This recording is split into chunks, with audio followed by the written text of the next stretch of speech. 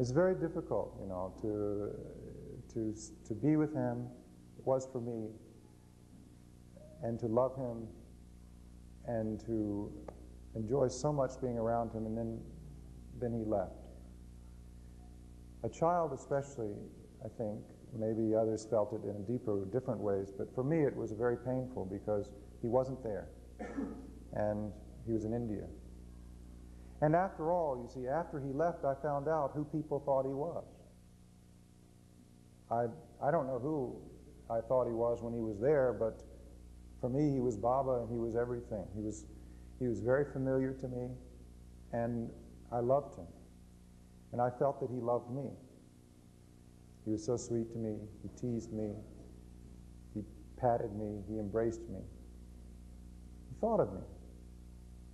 As I would go from one place to another, you know, I'd get a hug or a glance or a pat. Well, only one time that didn't happen, actually. He got out of the car. He went into the Lagoon Cabin, started in the Lagoon Cabin, and he passed right by. And so shocked was I that he passed by me without noticing that I reached out and yanked on his sadra. It was really spontaneous. I didn't think about it. Yeah, I was just so taken aback. I reacted. And Baba looked down, and he smiled, and he took me up into his arms like that. And at that moment, Mother snapped a picture, I'm glad to say. So I have that moment preserved. And, you know, my mother is not very mechanical. She had a new camera, and she took 20-some pictures. That's the only one that came out. To my great blessing, it was the only one. So you see, one time I had to remind him to remember me, but the rest of the time he remembered himself. And then he left. I thought, well,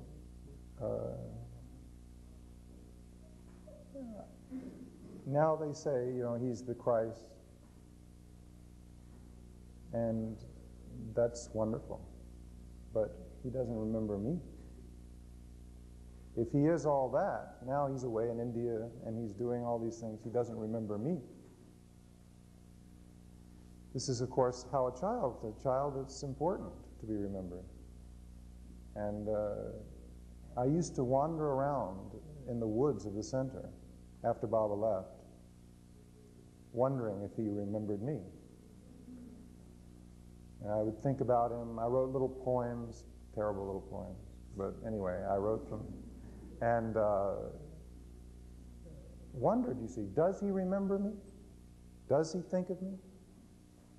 And just as that was reaching its height, and I was beginning to feel very sad and lonely and lost. I suppose it's like being in love and being separated, but for a child it's something even deeper in a way, because it's just like your family's gone or whatever. I don't know, it was a sense of loss. Just as I was feeling that, a letter came from India. And I don't think I've ever told this before, but it relates to this. So, a letter came from Mani to Elizabeth and Kitty. And I don't remember what the rest of the letter said. But in the middle of the letter, Mani said, "We have been enjoying the films taken of Baba's visit in 1950, to the May visit that someone sent over these films. We've been enjoying these films. Baba showed them to the women, to the girls. And as he showed them, Mani said, each time the little white head of Charles would come on the film, Baba would lean forward and say, yeah, there he is." And also Wendy too. There she is, my friend. And when I read that, when I saw that, Elizabeth showed it to me. She didn't say anything, she just showed it to me. Then I knew that he was remembering me, and that he would always remember me. That's all it took. Because from then on, I had that conviction that Baba would remember me, that he loved me. He really loved me, and he would remember me. And truly speaking, you know, over all the years, I feel, today I feel, Baba remembers his lovers. He remembers us. He's awake, he's alive, and he remembers us.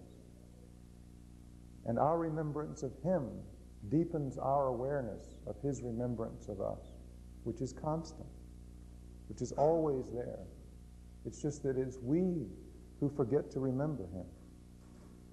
So how can we draw on that wonderful reservoir of love and remembrance that's there?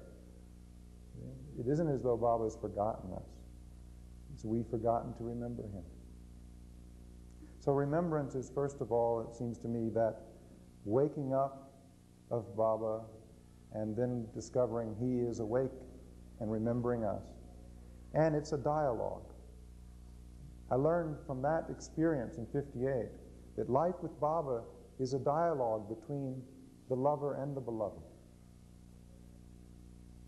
It's two-way.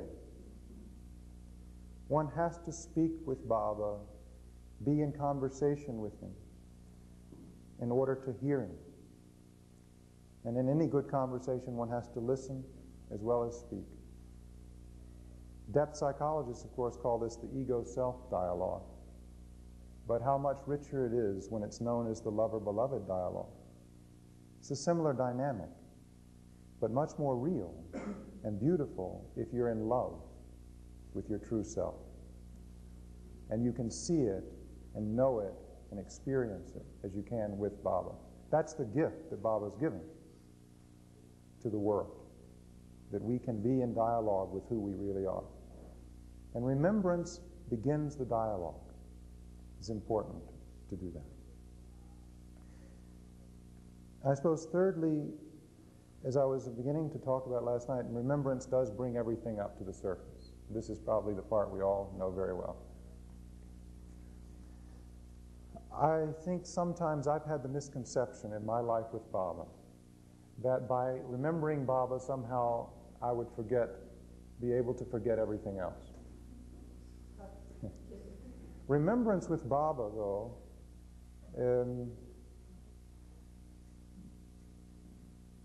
brings everything up. You're asking for Baba to bring everything up by thinking about him.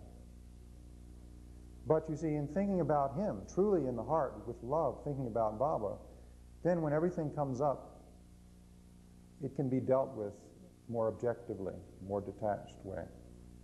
That's his dynamic that he wants us to learn.